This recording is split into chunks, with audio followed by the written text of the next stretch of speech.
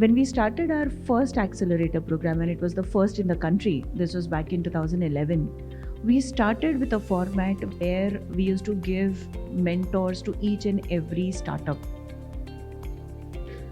That was needed because the ecosystem was raw, the ecosystem was new, and you needed entrepreneurs to get that support from people who have built businesses. And these were mentors who are coming back from the US or who are coming back from Western countries because they have seen they have seen what is happening.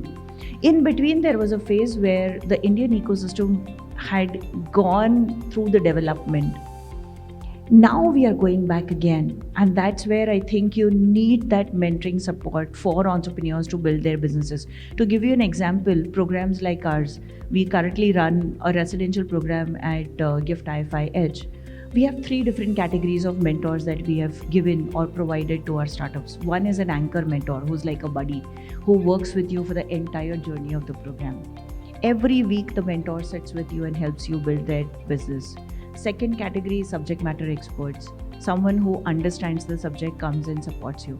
And third, someone like Apurv, who is our XIR, who helps entrepreneurs on a daily basis. Now, this is the kind of support that incubators and accelerators need to go back and rethink. It doesn't work where you just identify a mentor, just do one session and it's done. No, you need that holistic support to be given to startups. And I see, so players like us, Plug and Play, we have our presence globally, right? We bring our experience from different parts of the country to India.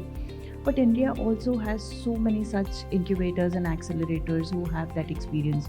In fact, it's our urge to incubators and accelerators to start thinking on revamping their mentoring program and give that kind of support to early stage entrepreneurs.